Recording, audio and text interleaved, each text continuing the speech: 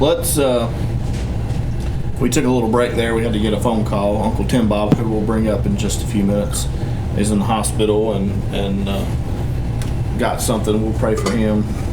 But anyway, Jonathan was talking about the goose. Yeah, so we were all going to camp that night, and so for whatever reason, I just could not shoot that day to save my life. Mm-hmm. And so I shot 9 times, didn't shoot the goose, and Levi shot my last 22 bullet and nailed that goose right in the head, and it killed over.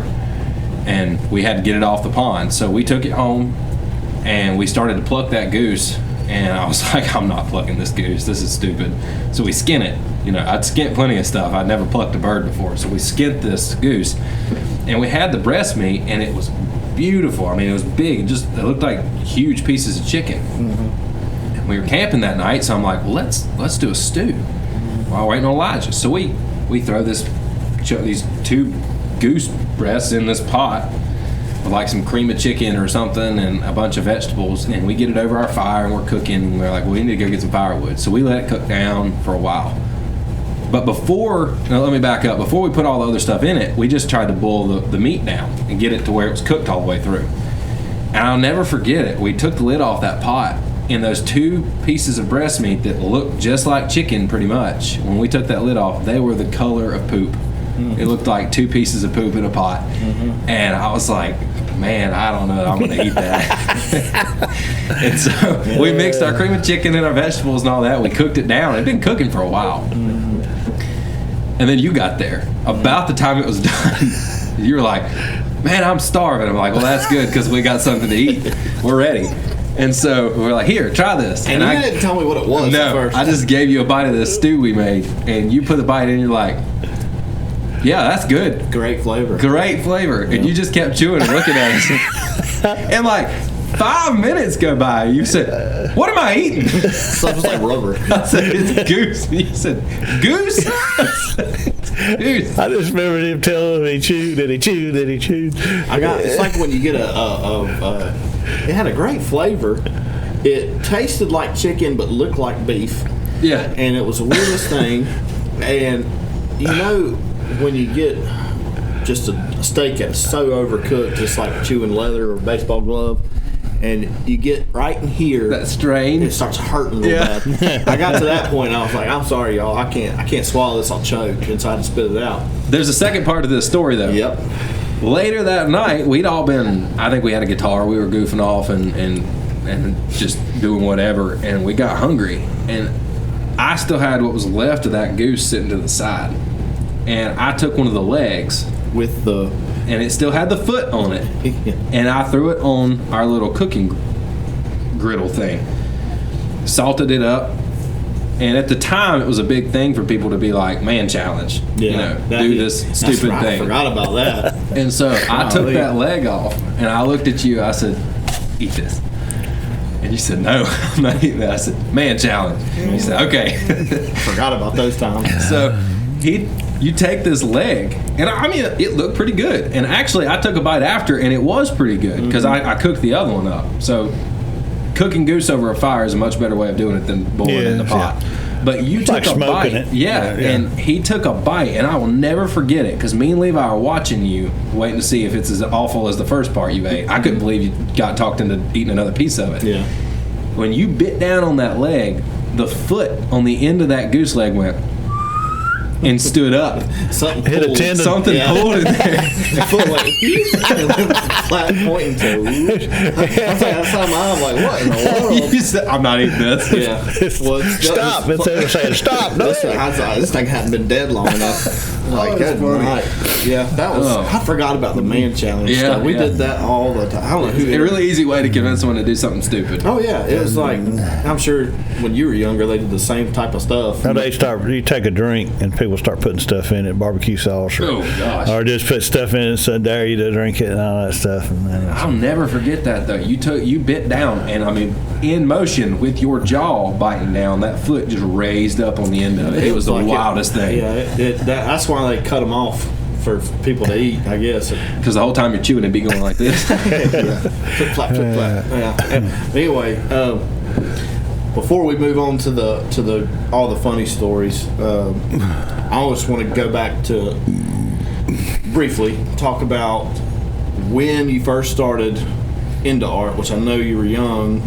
What got you started? Yeah, what piqued your interest, and it wasn't more of something. I know you went to college, had to learn some stuff, but from what I recollect, it was a lot of natural ability from an early age. But just kind of how that started in your life and how it developed, I guess, and what it meant to you to be able to do that type of stuff. What it did for your life, and just how it's through the years, how it's progressed, and how it's helped you, the ups and downs of it.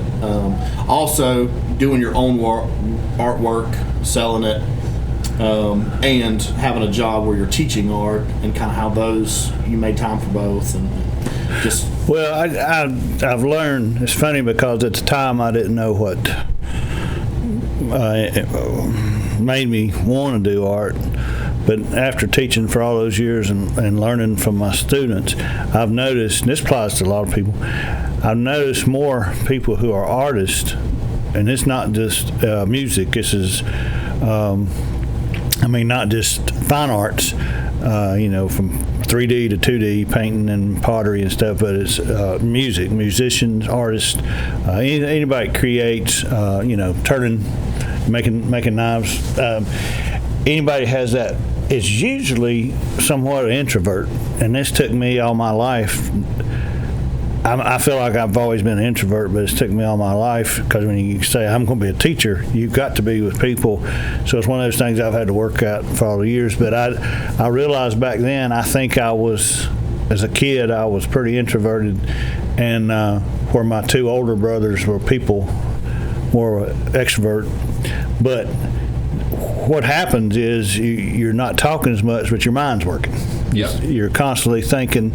It's like coming back from Indiana when I decided I was going to build a grandboys a treehouse at the house, and Sonia asked me something about and I said, I'm building a treehouse. I'm driving, but I'm planning out how I'm going to do it. So I think that's part of it back then.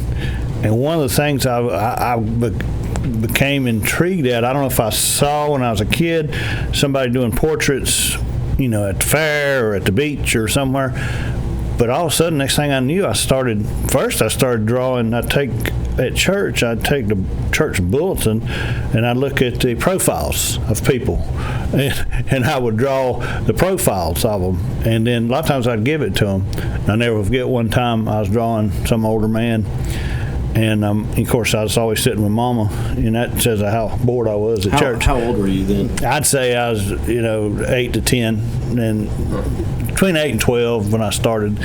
And one man fell asleep, and I drew him asleep. Didn't even think nothing about it. And she's sitting there like, no. And I'm like, what? And she probably leaned over and says, don't draw him asleep. And I'm like, why? And so finally I realized, I drew him awake. And can you imagine going up and here, I drew you. Did you sleep him through the sermon? And so then I started drawing my mom, dad, and my brothers while they was watching TV and stuff, and I started drawing them, and just real infatuated with capturing the image and their portrait, and started doing that. And then the time I got elementary, school, we didn't have, probably did art, but it was all those things where you take paint, put it on your hand, and make the turkey stuff. But middle school got kind of serious, and I enjoyed it. And then that's when I got one of these gold key scholastic things for what they call a linoleum prints, where you take a cutter and you cut out. And I actually did a pig, and it got a gold key. And then in the 8th grade, we started doing, and just part of the class projects, we started doing portraits of each other at our particular tables.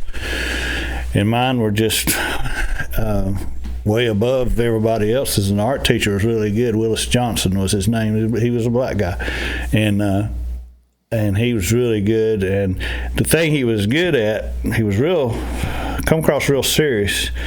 The problem I had a lot of times when I was doing portraits back in, I'd get to a tough spot and I'd quit. Yeah. I'd just say, this knows something.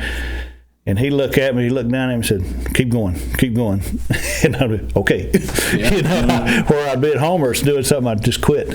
So he made me fit. Well, next thing I know, he was just displaying, he had everybody's out, but then he was just displaying my section of all my portraits. And it had a Guess Who above it, and the kids would come by.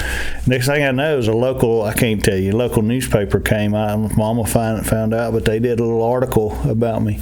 And the crazy thing was, this is coming from I guess I was 13, 14. You did a Jimmy Beasley. Yeah, I did. Oh. Jimmy Beasley doesn't. He'll be talking, and then when he's trying to think of something, go, oh. Yeah, I try not to do that. But so anyway, I said to the news guy in that article, I said, I think I would later on down the road like to teach art, and then maybe do art on the side and sell it or whatever. And so as I got in high school, this is on down the road, but I got in high school, the art teacher, he was a good guy too, but I don't know if my parents called because my daddy wanted me to be an accountant like him or an engineer like he did my brother Steve and all this stuff. And they got word that art teachers just didn't get paid good, or even in graphics, which was the two jobs I had for 30-some years, is in graphic art, and ended up being a teacher. And that's where I learned a valuable lesson there. I'm not going to push my kids to get into something. I mean, I encourage them, and I kind of see what it looks like they would be good at, but I think I ended up going the route that I said when I was 13 years old. They really didn't know much. I spent 11 years in graphic art and or free press, whatever it's called, and then 25 years teaching. And but anyway, during that whole time, when it gets part of after got settled in and got married, and I don't know if we'd had kids yet, but I had to give so much credit to Sonia, my wife, because she sees things I don't see, and she's just got a different take and perspective on things. But I remember, I always liked the Andy Griffith Show, and so for a present, she is. And Elijah tell you, she is the queen of present giving, and just it's her love language. Yeah, she is just great at it. A lot of times I sit there and hey, how much did that cost? But so anyway, she gets me one of the first books that I ended up meeting him, Jim Kelly, I believe is the author. I met him a lot, good guy, and he wrote, he did the first Andy Griffith book just about the show and stuff. Well, there was some photography in it, and I just used it and sitting around, and I sketched out a montage of several of the characters, and I did a charcoal sketch and all. And it was kind of strange because Mom and Daddy had always done since Daddy was from Hillsville, the gun show flea market, they'd get a little bitty spot and just sell junk, So as they got older, they said, won't you come and sell some of your art? Because I had been to college and had some paintings and different things. So I set up and I put that drawing out there, and I couldn't believe the reaction people were having. People was saying, this is where they learn about prints and getting prints made of it. Mm-hmm. So, they're saying, well, I'll give you some money now. And even if I wasn't even thinking about getting it printed, they were saying, well, I'll give you some money if you get it printed. Here's my address and send me one, and I'll send you some. So I'm like, well, let me go. And I went to this Bradford printing place in Winston, talked to them about it, and they said, yeah, they could do it. So the next year at Autumn Leaves Festival, I didn't have a spot, but me and Tim Bob, my brother, he knew all these places from selling cigarettes, little stores. Yeah, and I got some shrunk wrap, some prints, they're pretty good size. We took them around and put them in these stores. And then on Main Street, where Autumn Leaves was, there was a good, nice store that had a lot of stuff. And I went in there, and that girl, she was real nice. She said, well, yeah, I'll take a few. And she put them up. And so we hung around Autumn Leaves a while and had some time, ate a good time, ate and did. And we went back we wasn't gone but an hour. We come back to her store on Main Street, and she met me at the door. She come running. She says, "Can you get any more of those prints?" Said, "I'm selling them like crazy. I've done up the price from $15 to $25 on them," something like that. And she says, "Anyway," I said, "Yeah, there's some at some stores."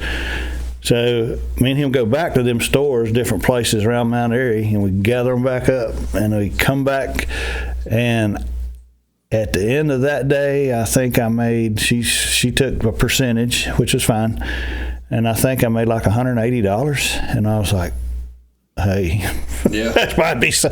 And the next day was maybe Sunday or Saturday, and I went home and I shrunk wrapped some more and got them to her. And I don't know, I may have made, over that weekend, $300 and some, and I said, well, this ain't bad. And that was and the next year I got in and had a spot and had a few more new Mayberry prints. And but then when I got to the point where I got into teaching, and I had the availability of a free potter's wheel and clay. Mm-hmm. I'd done clay all through high school, but I never done the potter's wheel. I actually did Jimmy Carter, a bust, when I was in high school, and different things like that. But so I started doing a potter's wheel, and I tell you, it's kind of like the lathe or a lot of things. You forget about everything's going on, and you focus on it. And the minute, tiny details of a painting can be stressful and hard on your eyes and stuff. Whereas I've noticed you've switched almost completely from paintings, and you've been this way for a while. Switched to pottery, which you're well known for. Now, is your pottery, your mugs, jugs. Being able to put faces on them and stuff. But being a detail artist, when you're painting 2D, as I've got older, it just takes so much out of me. It's like a beating, because, if I just slopped it on there and did one of these crazy looking, one thing. But when you want to get details, somebody wants a portrait. I got trifocals now. I had to have them to see here. I didn't know that was a thing. Oh yeah. And you're talking about going up and down steps. It's probably better take them off because everything's going woo. But Drunk class. Drunk goggles. But I had to do that so I could teach, because I'd be helping kids, and with regular bifocals, just wasn't getting it. And so anyway, it just takes so much out of me looking, because most of the time you're working from a photo, so you got to do this and you got to look and you got to, and so that's why I pretty much tell people I just don't do it no more. And with pottery, you really don't get into the eye thing as much. In fact, there is potters, and I hadn't tried it yet. There's potters that's so good that can do it blindfolded. They can feel. It's kind of like how a blind person feels someone's face to see what they look like. Well, I quit making knives off sketches about a year ago, and I got better. Because once you've done it long enough, you don't need the guidance quite as much. There's muscle memory. Muscle memory. That's what I was trying. Yeah, there's muscle memory, and you kind of remember. But the thing about pottery is, as I tweak. Right now I'm doing these nativities and candle holders, and I can cut Mary and Joseph on the outside, or I can cut the pot in half and put them on the inside. But I tweak, I get better, I find a different position, so everyone's original and unique. And I guess I would say I'm obsessed with it now. I've done about 50, and I may do 100, I don't know. And the face mugs and the yarn bowls and all the faces, you constantly are changing and making them look crazier or different, or adding things, and it just makes them unique and different. Well, you get rich doing it now, like teaching. Now, one day somebody may benefit from it on Antiques Roadshow, but you forget about your worries. I put the Bible on and listen to it, or I listen right now to this Bible recap with Tara Lee Cobble. I really like her, and she kind of goes through the Bible with you, and she does it in chronological order too. But then I listened to Brandon's sermon. My son-in-law had been really sick, and he's a preacher at Wabash Friends Church in Indiana. And he finally came back to preach, and he did his personal testimony, and it was great. I recommend anybody listen to it. But he was talking about how it just changed him. Kind of like what I was talking about, the crossroads. He was at a crossroads of everything happening, and then he got real sick, got pneumonia, was in the hospital 4 days. So anyway, I got way off a point there, and I don't even know where I started at. Yeah, that's where I get it from. Yeah. Well, I will say this about the Andy Griffith stuff, though. Those are the most famous the art that has anything to do with that show. Well, and I think, and too, from what I've seen, when you go to Mount Airy, which is where Andy Griffith lived for a while, and kind of sort of where Mayberry and the Andy Griffith Show is based out of, or a town like that, even though it was shot in California, right? Yeah, but it's based off of there. Right. Yeah. So Mount Airy is like the hub for Andy Griffith and all Andy Griffith people. There's like 25 of the Galaxy patrol cars that they give tours in. Yeah. And there's several shops. Some have a little more junky stuff, and some are really nice. And but there's a ton of paintings and portraits of Andy Griffith, Barney, Don Knotts, and all the other actors and actresses. But the detail about, and it's not just with those specific characters, but you've always had a knack, or at least from what I know, with faces. And that seems to be like, I can draw a person, I can draw a body, I can't draw a face. It's like I'll draw a landscape and then I'll try to draw a dude. You just had, and it looks like a third grader did the little face. You ran out of patience because you started. He was in Art 1 with me when he was in 9th grade, and we do what we call a grid portrait, and it's pretty simple.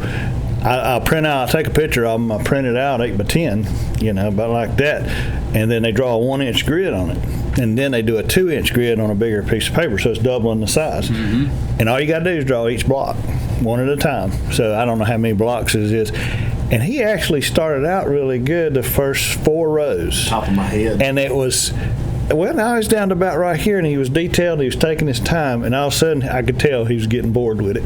Well, and I was running out of time. So it got worse. That and running out of time. So, and that's what I hate about art, putting a timeline on art. Yeah. But as we went down here, it just started getting blurry, like somebody spilled somewhere. But I would say out of my 4 kids, well, Breton too. Breton was really good. Breton took more arts with me, but my clay pot. It was awesome. Yeah. He did a really. He pushed he made it. The requirement was 12 inches tall, and it's just coils of clay. We got a machine that makes difference. The extruder. And but he made. He went 15, 16 inches tall. Oh yeah, because I had plenty of time, and it was level and looked good. It would make a good base for a lamp too, if you ever decided to turn into a lamp. That'd be good for in here, honestly. Yeah, but anyway, But yeah, I don't even know where I was again. I've been talking too long. Talking about patience and you were talking about faces and really strong. Right, I said something about those are pretty famous drawings now. We've been places before, and people make a side business out of selling your prints of the Mayberry set. Yeah, well, and he's caught people using. They'll take pictures of the faces of his prints and put them on shirts without paying you. I had to get a lawyer, send a letter to place in my. But getting back to Mayberry, I always wondered why I was so. It took me years to figure out why I was so enthralled with it, if that's the word, or interested. But I think you go back to the Book of Acts in the Bible, and Acts has got 26 chapters, I think. I would say Andy Griffith showed a lot of its continuation of Acts, because you got so much of loving your neighbor, caring for your neighbor, looking after widows and orphans and elders. You can find so much, and for years people used the Andy Griffith Show episodes for Sunday school and classes and stuff. But honesty, being honest, and doing what's right, and I think people. Because used to, back when you had 3 channels and no cable, just antenna, it always come on at 5:30 on Channel 2 for years, and just one episode. Mm-hmm. But I think people rush or come home from work and be tense and doing something they really didn't want to be doing, and they'd eat supper, and they'd turn on the Andy Griffith Show, and it'd get them back out of that mire of just slaving away at work. Yeah, and it would ease tension for years. And I think you say, did God have a hand in this program to help people and see way thing? And now you try to turn on something and everything's shows are based on sex lies and all kinds of a lot of immorality and stupidity. And the inclusion of everyone and every type of person and every not to make anyone feel bad, but if you believe what we believe, there's stuff that's just wrong. We're not judging if it's already been judged. My wife, I said something the other day about, well, I'll be dang, we can get the Hallmark Channel, and I didn't know it. She said, well, they've changed a lot. I said, it's really funny when something that's got a target audience conforms to a group of people that are never going to actually watch it anyway. Yeah. All you've done is shot yourself in the foot. Yeah. There's value in polarity, because if you try to be inclusive to everyone, you're lukewarm. And what's interesting now is we got the technology and ability.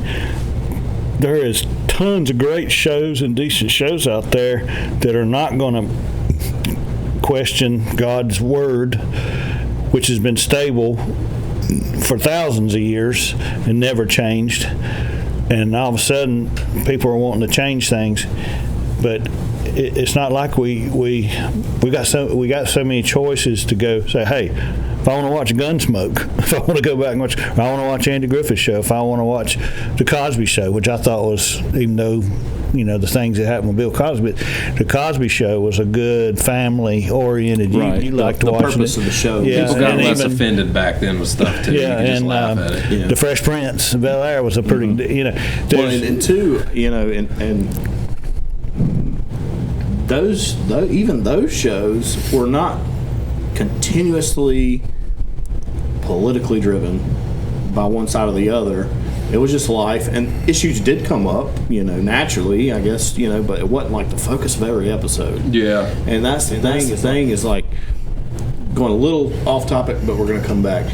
But this Top Gun Maverick that came out, have you seen it? I hate Tom Cruise, so no. Well, yeah, and I'm with you there. I'm with you there. I just can't like him. Yeah, well, and yeah. So, but here's what I'll say.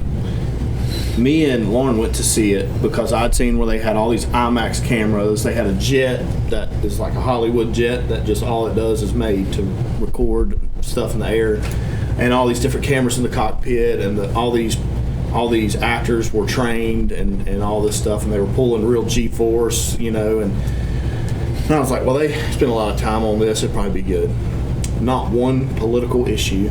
There was no this race or that race. There was no sexuality, pushed on people. There was nothing from either side pushed on. It was just a movie. Yeah. Like they used to be. And it was one of the highest grossing movies that's been in a while. And all these movies that come out and they're politically driven, they tank, they're crap. Even people that would be supporting them don't care because they're crappy movies. But it just goes to show, sometimes quit trying to use your stuff for a platform, when it's trash and no one really cares. Even the people it's entertaining. You're not an authority of this stuff. You're an entertainer. Well, they know that they're trying to sway the influence of the general masses of people, and I have to say it is working long term. Anytime you throw anybody, this is anybody, whatever side you're on, anytime you throw your political views into anything, you lose half your audience.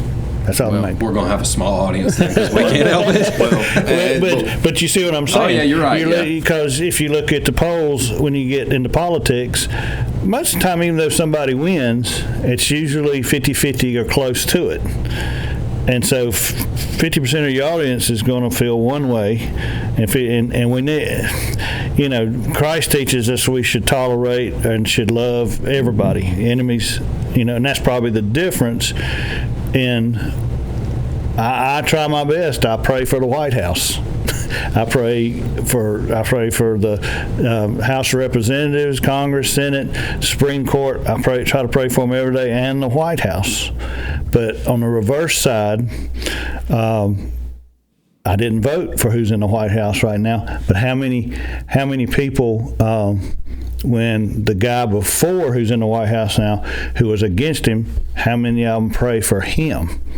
No, they probably don't. They hate him. And that's the difference between the Christian belief and the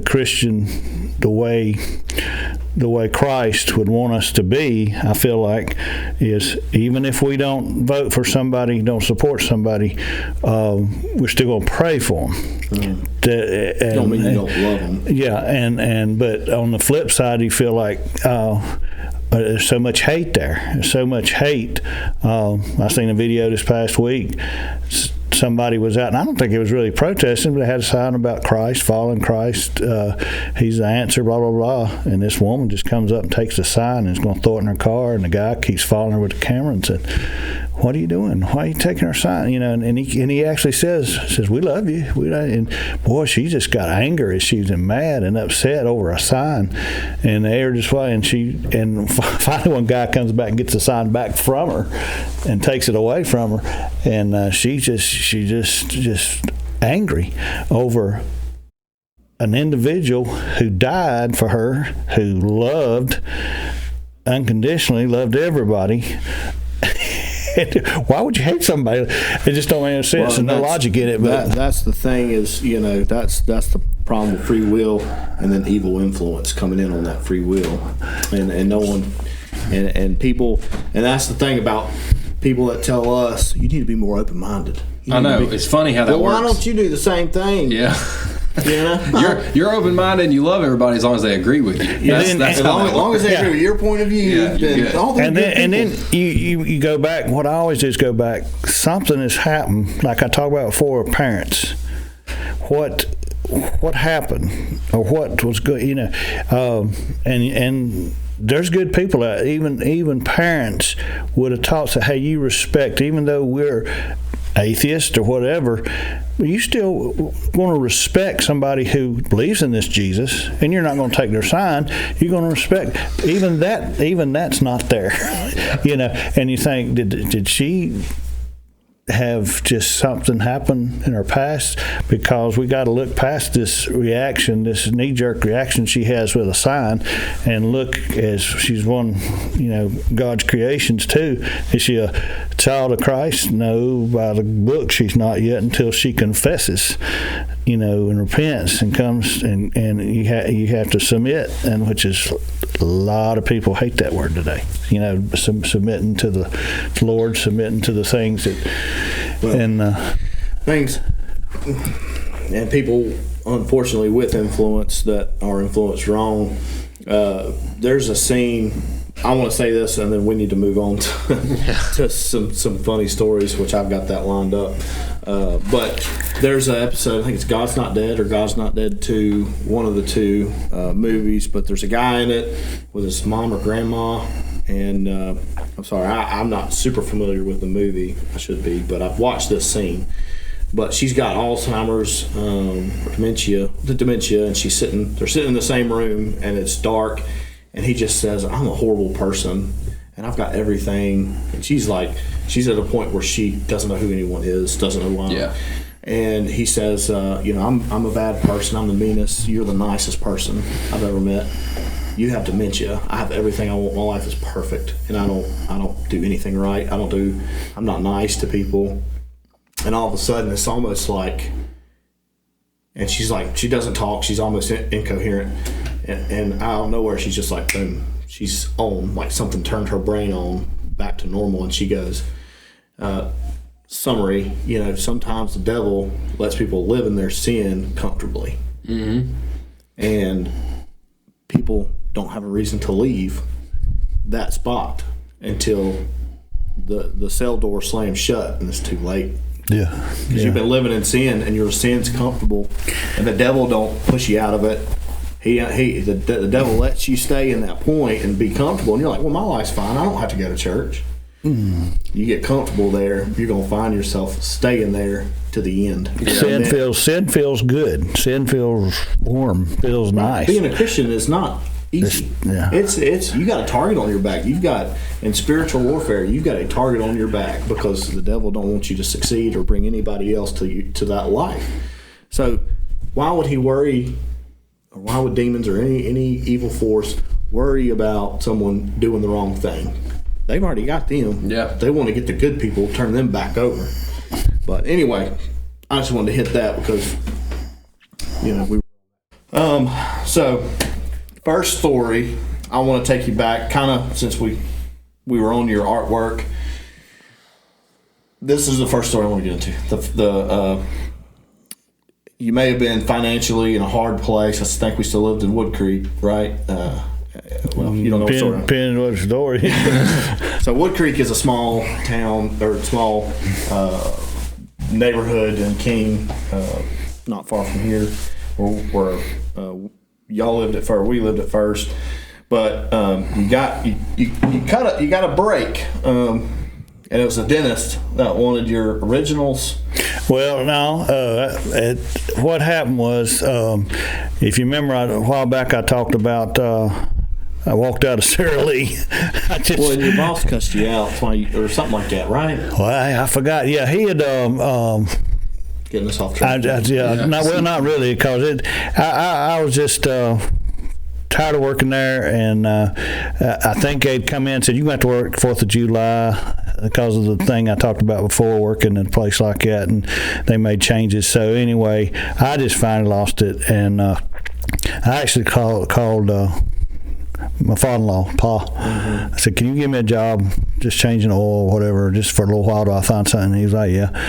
So I walked out, and that's where I took a big cut in pay. But yeah, the guy had called me up. And he had so many bosses, and he was a boss of a boss. And I'm trying to work on this computer and you built these pages for catalogs electronically. So anyway, I was my mind was all in it. It was all I was all consumed in it. He calls. I have to get up and go over and answer the phone. And he's looking for another one of the bosses. And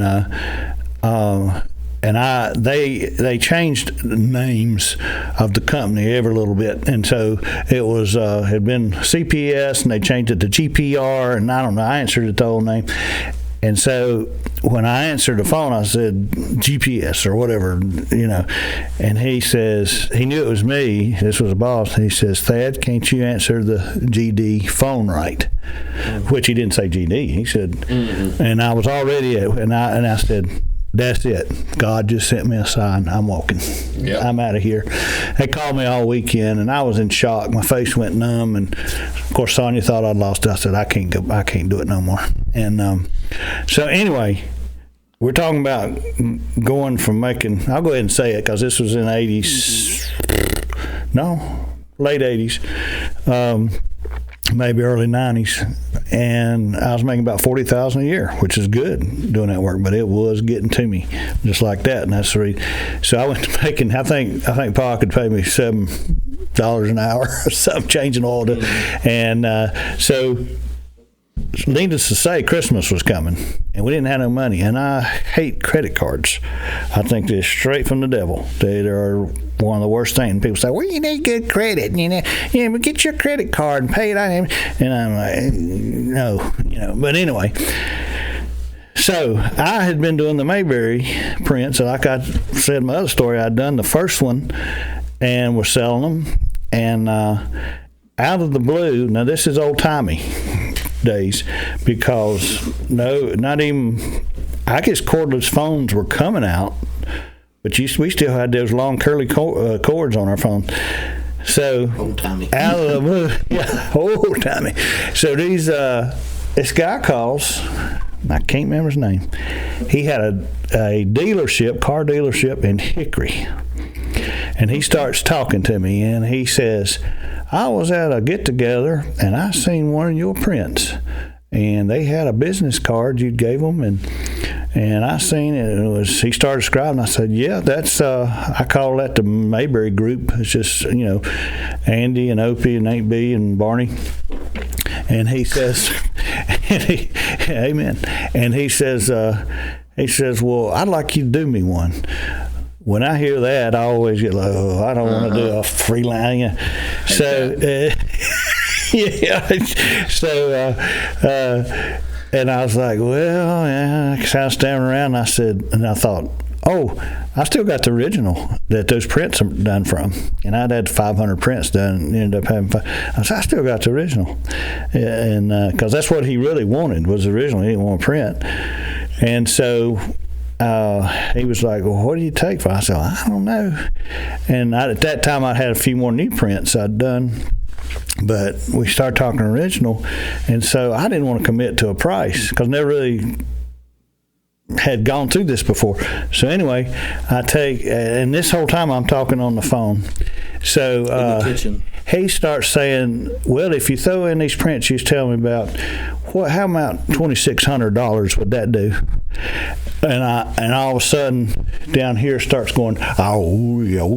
You know, just, and I'm like, and so and I'm trying to act like, I do this all the time, you know. Yeah. And so anyway, I'm start staring down here, and I'm thinking, well, yeah, I guess, and that'd probably be okay. And he says something about, I can go ahead and mail you a check for $800 to hold them, and then I'll bring the rest. I'll have a guy drive down and get the print, get the frame one, and blah blah blah, and pick everything. So we're still talking, and it's hitting hard down here. So I'm having these thoughts. Do I hang up and go to the bathroom and call him back? And I'm saying, I don't know why in my mind. One, I think, is this a dream? Am I sure I'm not dreaming? I'm fell asleep and I'm dreaming it. Two, I'm thinking, if he hangs up and like most of us has an opportunity to talk to his wife, and she's going to say, what are you thinking? We need a new water pump on the blah, blah, blah, you know. And so, I'm like, all right, I can't let this guy go. Yeah. So I'm standing there, and the cord don't reach to no bathroom. Yeah. So the next thing I know, I start looking. And, I know I've talked about Jesus and the Lord and everything, but I think one of the things of being a Christian is being genuine, and things happen to you, and they just happen. And you have to figure out a way to solve the problem. So I look up I'm in the kitchen, start looking around. And I guess I could have pulled the trash can over, and I didn't think that far. And so I reach up in there, and I see Sonia's big about keeping the Cool Whip bowls, which they make a good, to put, your leftovers in. Yeah. So I reach in there, and I pull nobody's there, fortunately, no kids, because I can see the kids staring now going, and Dad, why are you doing that? But so anyway, I pull that Cool Whip bowl out, pull down my drawers, and in the middle of talking to this guy, good guy, I let it fly. And Cool Whip bowl. Yeah, and of course it wasn't cool no more. But anyway, I at least get it out and didn't go on the floor and nothing like that. And I get it out, and we finished talking. Now, here's how the Lord works, because He knew I didn't like credit cards, except putting me through this situation with my bowel. But Christmas was coming up. Sonia's going to buy Christmas presents for the kids. She's going to go. And so this was unexpected because I wasn't making much money, and I left a good job. And this was $2,600 that kept me from having to use a credit card that helped Santa Claus to come and everything work out. And so, except for that experience, but, you make the best of a bad situation. And somebody's probably, if they ever watch it, hey, I can't believe he talked. But to me, anybody that spits tobacco juice in is about as bad. I'm 4 days off deal. Oh, really? And but speaking of that, twice he's took my water bottle over the years, and I didn't know it. And I drunk my boys tobacco spit. He got done drinking them. Well, I can't remember if I've done or not. And it's always water bottles. And that's old nasty burning stuff. Oh yeah. And so that's right. You helped bring me into this world. Well, yeah. He snuck up on us and been sneaking up on me ever since. There's something about your kid's spit, though. You might tolerate it, but like right now, my daughter wants to share everything. So last night I was eating ice cream, and she'll leave a big old glob of drool on it, and you're like, what do? You can't keep a napkin with you all the time. You love them, but that don't mean you always want to. What gets me is the moms that takes and just gets their boogers and snot like this. Yeah. That's love there. I had to get some off with my shirt last night on my daughter's face like that. But that's funny. Yeah, I quit dipping when me and Meredith started talking. I nipped it in the bud, got rid of it right then. Yeah, you did cold turkey. I did get to where I just couldn't stop. Like I would get with work, I would always say, when my job gets less stressful, I'll stop being a cop. It never happened. So I switched to these. They're just nicotine pouches, and they're a little cheaper actually, and you know, it's more healthy. Obviously, I'd like to cut out nicotine altogether, but I don't know. I start, you know. Well, you know, I get bad thoughts in my head when I you go was too long. talking about Jimmy Beasley a while ago. Charlie's son told me Jimmy worked at Reynolds for years, and RJ Reynolds is local to us. It's tobacco plant and all this stuff down here. Jimmy's one of my heroes, and but Charlie said he just about around 50 years old. He was pretty. I don't know if he's a chain smoker, but said he just stopped cold turkey. He didn't have to use anything. He just stopped. You know, he had 4 kids, and he's 80-some years old now. But maybe before Nicorette or any nicotine, you know. He's one of them I always admired, and talking about being genuine, just being yourself, and funny guy. Yeah. The trick to quitting anything like that, I figured this out, is you have to get in your head that you're not giving it up. You're gaining something. Right. Because if you do, 10 years down the road, you have 2 options. You can either be going, man, I sure would like a dip, or you're going, man, I'm really glad I'm better. Yeah, that's hard to do, but that's what convinced me. When it's your go-to, you know, when it's your go-to thing that settles your nerves and calms you down, it's like, you know, and it's not just. I don't think it's just the nicotine. I know that's a big part of it. Obviously, it's an addictive chemical, but. You know, it's the routine. Oh yeah, I'm with you. I tried that. Not this is not an advertisement. Obviously, we have no advertisers, or we don't do any advertising really. But that Black Buffalo, I ordered a roll. Is it any good? Took about a month to get here. It's celery, different strands of celery or something, and. Does it come with ranch dressing? No, but at first I loved it, and then it's like. It's weird. I mean, just I don't know. And see, I don't do a regular dip anyway. I did Stoker's, which is real long, almost like long cut, fine long cut. Yeah, and it's real. It's more. It tastes more like a chew, honestly, than dip. But anyway, I've been off for 4 days, and I'm almost stopped shaking. So.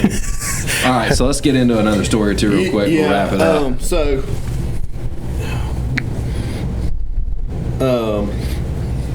Let's see. The one I want to end with, we'll say, but one more. Let's see. Here's a.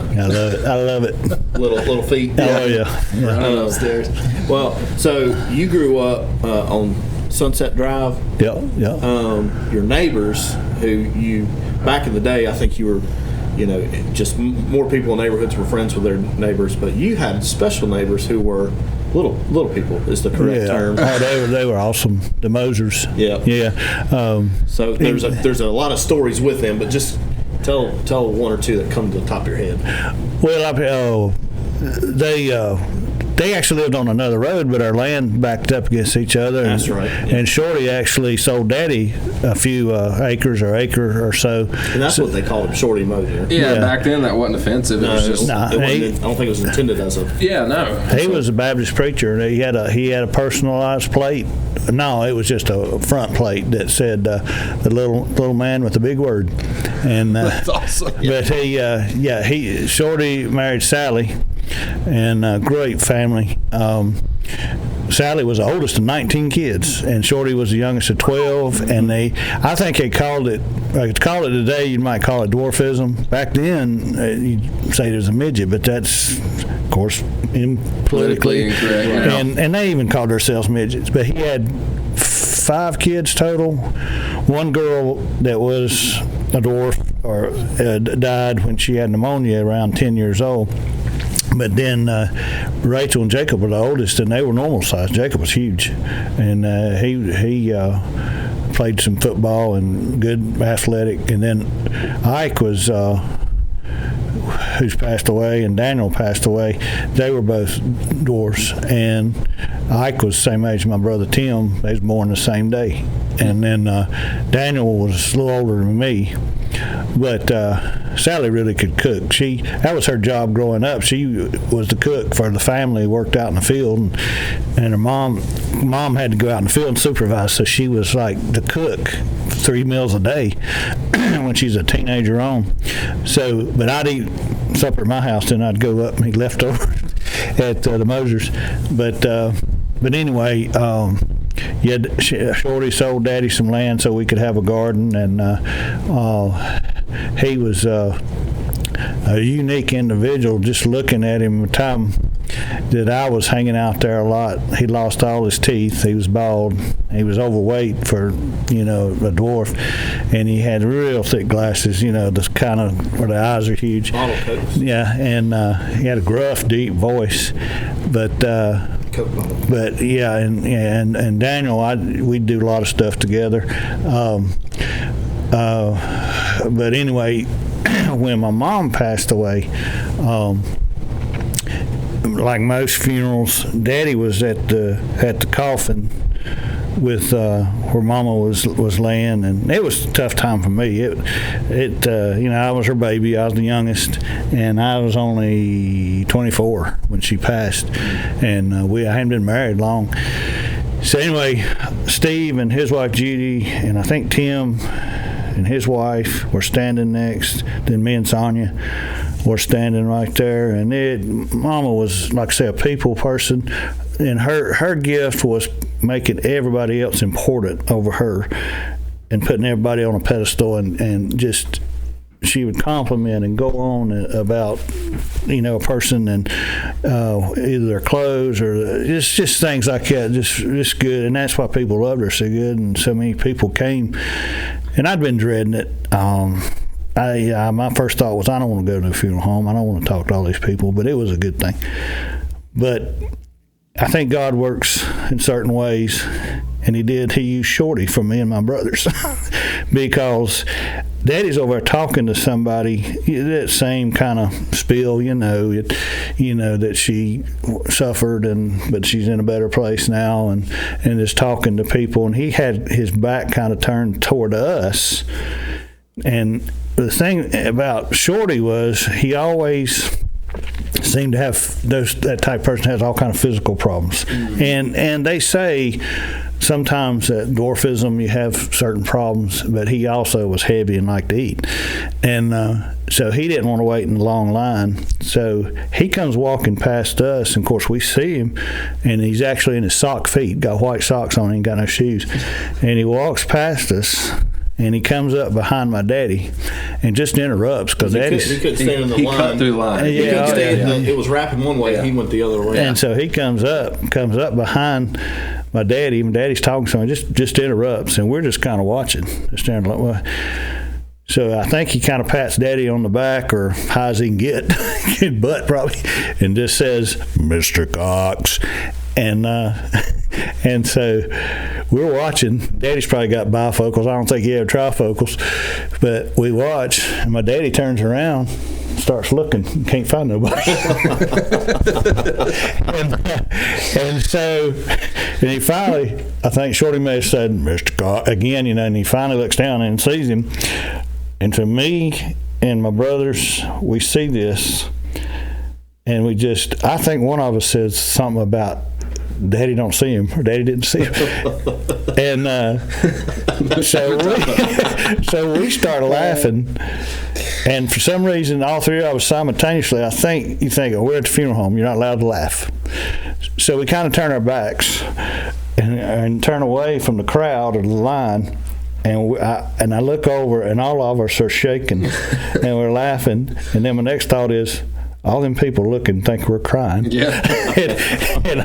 But it was just the fact of, we got tickled. So I'm thinking over these years, I said, I hope Mama was able, because she was a laughing, loved to laugh, stuff like that. and her daddy was more serious. I kept thinking, I hope Mama is witnessing this somehow and watching this, because she's probably, well, she probably won't have to worry about it now, but she's probably about to pee in her pants laughing so hard at something like this. But yeah, that was something that pulled me out of the down, being down, losing. At the time, I guess you would say most people's mother is the closest person in their life. Yeah. And I lost her. Unfortunately, God sent me Sonia. That even though Sonia was pretty young, but she stepped in and took over and kind of grabbed me by the shirt collar and said, "Here, you're going to be all right. We'll take care of things." And she was always been strong that way, and that was fortunate, because I think if I hadn't had that relationship with her, it had been even worse. Not to have somebody to be there. So one of the themes that we keep having come back up in all this is how people kind of how they deal with hard times, and why laughter is important to that. Mm-hmm. But I guess that's kind of what he gets for taking the shortcut too in that situation. Well, yeah. We read about joy all the time in the Scripture, but what else can it be but laughter is involved with joy. Find something to laugh at. And you can definitely laugh without the expense of hurting somebody.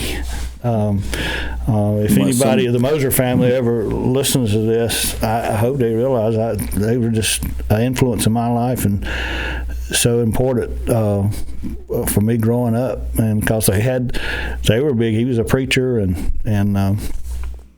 their church for a while was right beside their house up there, and it just was another impact that shaped my life as a Christian, I think.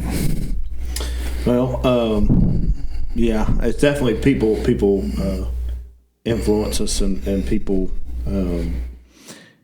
bring you out of the hard times. And I know you've talked about when you lost my grandma, your mom, how the people around you kept you faithful, and were your kind of your structure or foundation to keep you on the right path. But I'll say we're getting low on time, but two things I want to cover real quick. The last story we'll save till the end, and then but we were this close to naming our podcast Wayne Came By. Yeah. I want to talk about this real quick. Yeah. And what Wayne Came By means, it's hard to describe, but it's something the Cox family we say, because Daddy says it, and it's like a greeting. It's like saying hello, or it used to be quite a bit, and then there she goes. Yeah. It's one of those things that you just say that we said unconsciously, almost like just Wayne came by, and I don't know who Wayne is. But when did that start? Do you remember? Or why, or who Wayne is?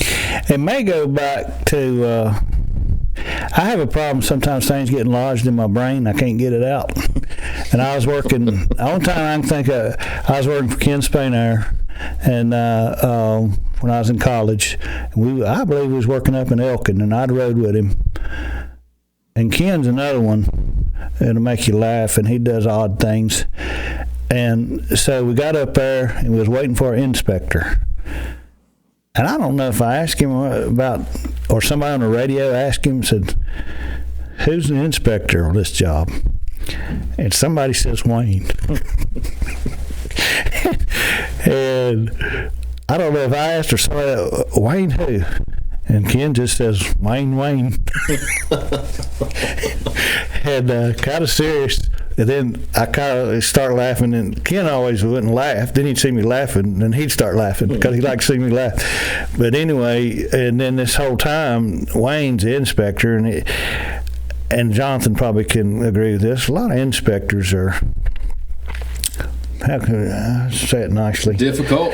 Yeah, and so and I think they think, well, I'm an inspector. I know it all. Yeah, they get a bit of an authority complex. Yeah, and so we had to deal with Wayne quite a while. We were replacing an old bridge with a big giant culvert or something like that. And but anyway, we had to deal with Wayne a while, and so then I'm Wayne's fine people. I know several Waynes, but it's just this other Wayne is kind of imaginary and just came along. And sometimes frustration, or rather than saying, and this is the people that's watching, rather than saying this day and time we got so much profanity, and I work so hard in schools trying to get kids not to use the filthy talk and bad words, even saying sucks and stuff like that. I think you don't have to say that, so come up with something. Wayne came by or just if that'll help, or sometimes I just get on, I call everybody Steve, because I got a brother and Daddy could never get just call everybody Steve when he gets frustrated and working and got too many things going on.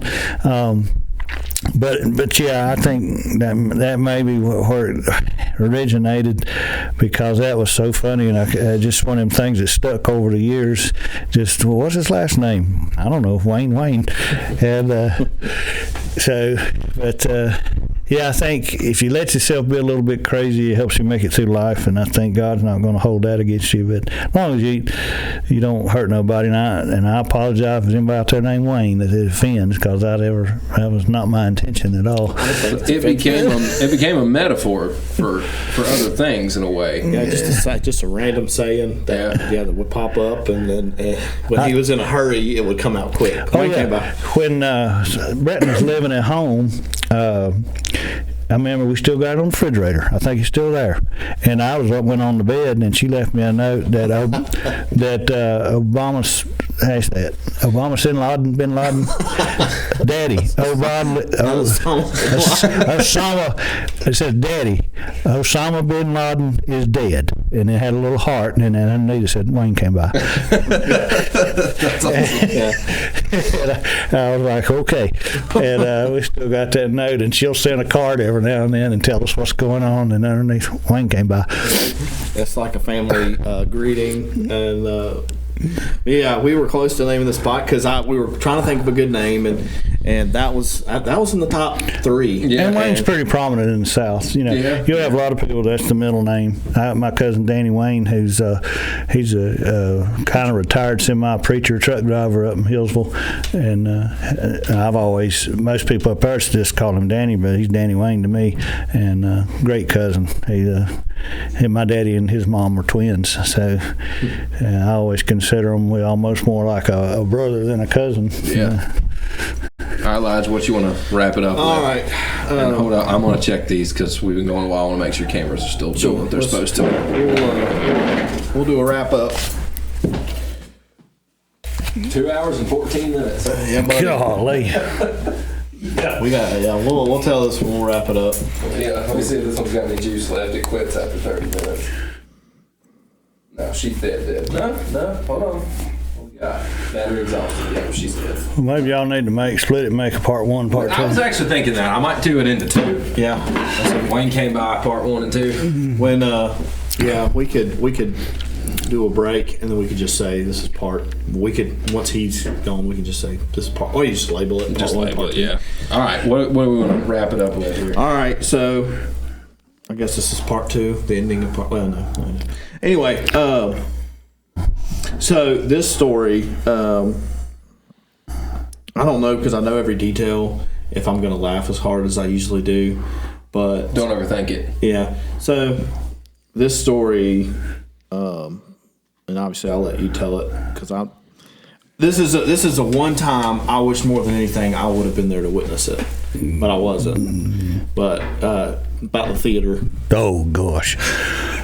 Just be politically correct when talking about. I will.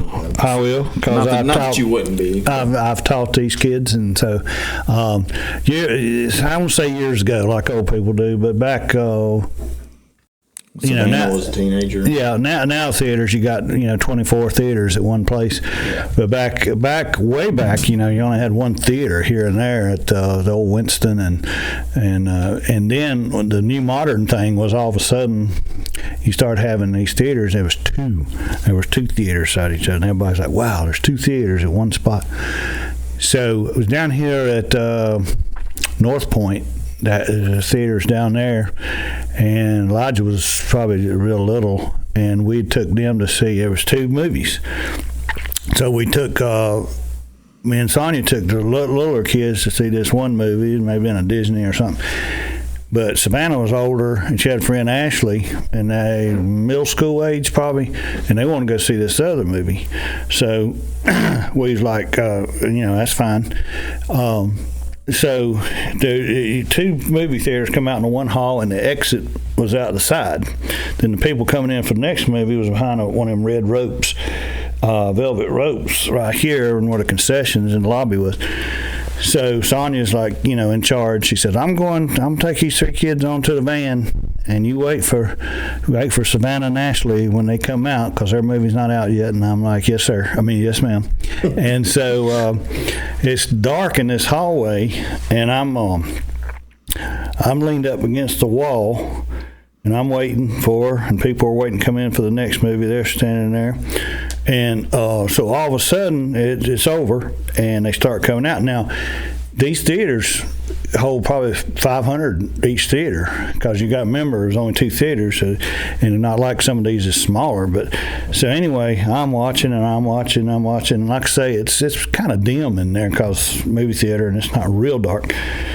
And so people are coming out, and I'm looking, and this thing of you got 2 young teenage girls, and you're a parent and you're in charge, and I want to be sure they don't get by me.